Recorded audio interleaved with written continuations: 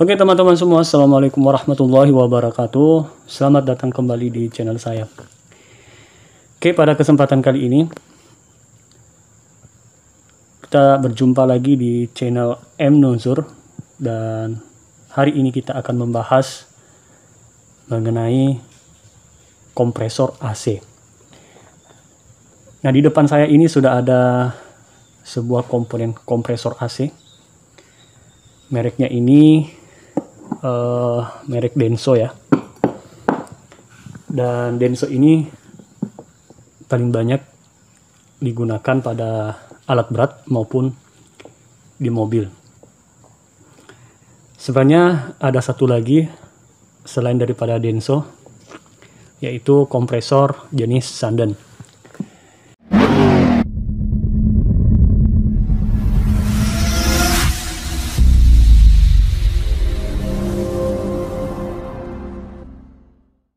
Nah, pada kompresor AC ini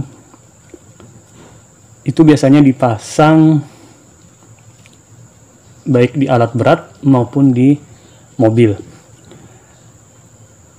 Dan di sini di bagian pulinya di sini nanti akan dihubungkan dengan menggunakan bel dan diputar dengan menggunakan engine. Oke, kita akan membahas fungsi daripada kompresor AC terlebih dahulu, di mana fungsi daripada kompresor ini berfungsi untuk mensirkulasikan gas refrigeran atau freon agar sistem pada AC itu bisa menjadi dingin. Jadi ketika engine sudah running dan tombol AC kita sudah nyalakan di dalam kabin atau di dalam mobil, maka kompresor ini akan bekerja memompakan gas refrigeran ke sistem AC. Kemudian kita akan membahas terlebih dahulu komponen-komponennya. Pada kompresor AC di sini terdiri dari dua saluran. Nah, sini saya akan perlihatkan. Ada saluran untuk input dan ada saluran untuk output. Nah, di mana yang saluran kecil ini adalah saluran outputnya, dan nanti akan dihubungkan dengan kondensor. Jadi ketika nanti kompresor ini bekerja, maka dia akan mengeluarkan tekanan tinggi di daerah sini.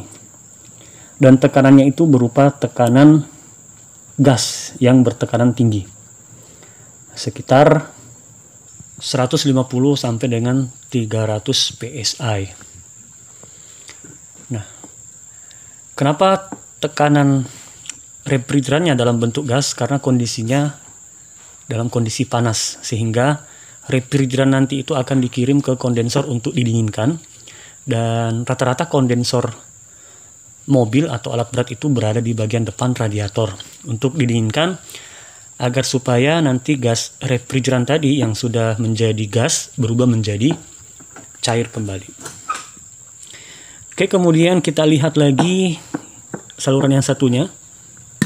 Ya, saluran yang satunya di sini adalah saluran inputnya yang dihubungkan dengan evaporator. Jadi setelah gas refrigeran tadi menyerap panas yang ada di dalam kabin, jadi ketika di dalam kabin itu sudah dalam kondisi dingin, maka freon itu akan bersirkulasi menyerap panas yang ada di dalam kabin itu, nanti akan dibawa ke sini dan dalam bentuk gas juga, cuma tekanannya lebih rendah, yaitu sekitar 3-4 kilo. Nah, seperti itu cara kerjanya. Nah, kemudian di sini juga melalui lubang ini,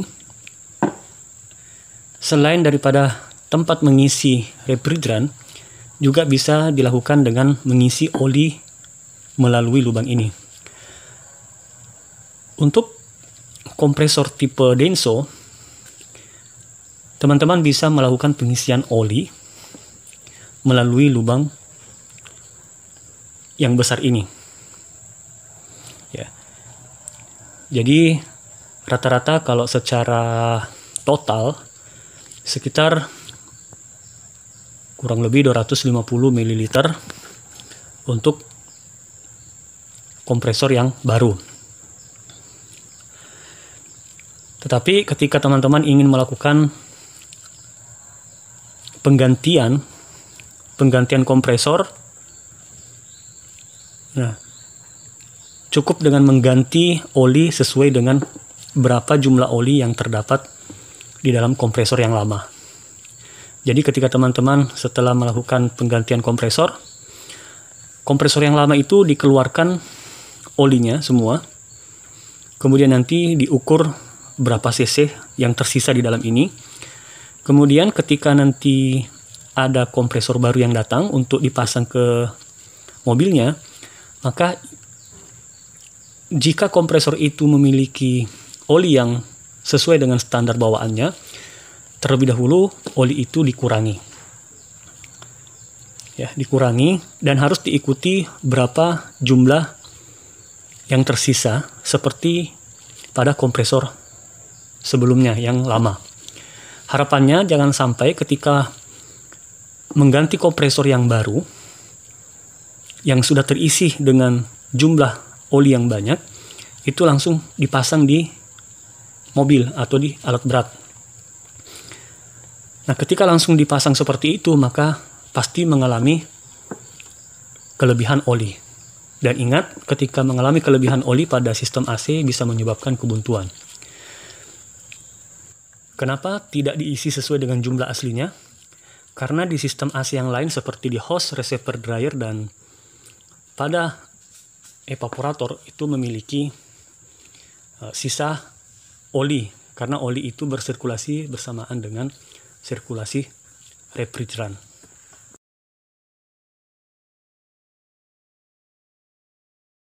Kemudian cara mengetahui kerusakan daripada kompresor.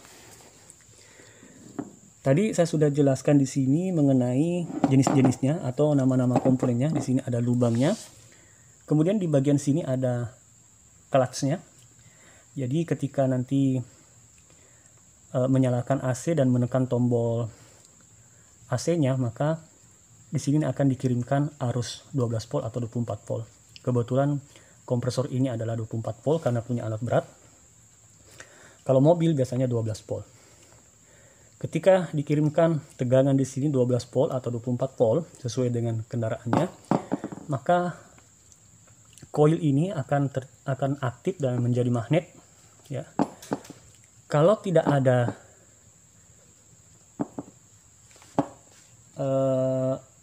arus atau AC belum dinyalakan, maka engine itu akan berputar seperti ini. Jadi dia hanya berputar free saja. Jadi kompresor tidak bekerja ketika dalam kondisi AC belum saya nyalakan. Jadi bel ini akan berputar free. Ya. Jadi ini sangat ringan sekali. Nah, kita lihat di bagian dalamnya di sini ada sebuah sub. Ini nanti dihubungkan dengan pompa di dalamnya. Kalau yang di dalam ini berputar, barulah mulai kompresor ini bekerja.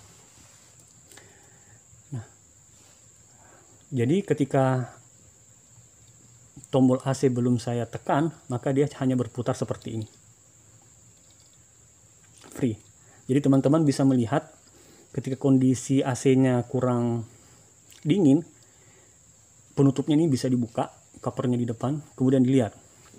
Ketika tombol AC sudah dinyalakan, kemudian yang di dalam ini tidak berputar, maka kemungkinan arus yang masuk ke sini tidak ada, atau clutch-nya ini lagi bermasalah.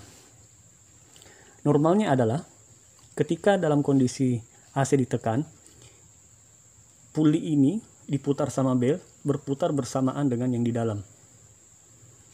Nah, kenapa? Karena yang di dalam nanti ini ketika ini berputar, ini terjadi magnet, maka sub yang bagian tengah dihubungkan dengan puli di luar, sehingga dia berputar bersama-sama. Nah, kita lihat ini bisa mutar ya. Nah, ini bisa mutar. Nah, kalau dia berputar seperti ini, barengan mutarnya, maka kompresor bekerja dengan baik. Jadi teman-teman sebelum membawa mobilnya ke bengkel, ketika ada masalah AC, teman-teman bisa mengetahui kondisi kompresornya, apakah mengalami kerusakan atau hanya kekurangan freon. Jadi ketika sudah menemukan dua-duanya ini berputar saat tombol AC ditekan, maka ketika masih mengalami AC-nya panas, maka kemungkinan hanya memerlukan penambahan freon saja atau pembersihan dari atau hanya dibutuhkan untuk membersihkan kondensor. Akan tetapi ketika ini bagian dalamnya ini tidak berputar sesuai dengan putaran yang luar sini, maka kemungkinan terjadi masalah pada kabelnya atau pada clutch-nya. Oke, semoga materi ini bermanfaat. Nah, teman-teman semoga bisa melakukan perbaikan dan pemeriksaan sendiri ketika ada kendaraan atau mobil, bahkan alat berat yang mengalami kerusakan pada AC-nya. Agar ketika teman-teman sebelum membawa kendaraannya ke bengkel, setidaknya punya pengetahuan lebih dasar untuk menentukan bahwa apakah benar kompresor ini yang bermasalah atau hanya memerlukan maintenance seperti membersihkan kondensor atau hanya butuh penambahan freon saja.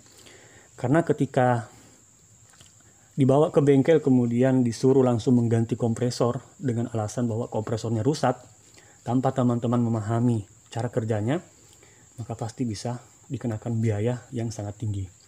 Nah, ini pasti harganya jutaan. Oke, semoga bermanfaat. Assalamualaikum warahmatullahi wabarakatuh.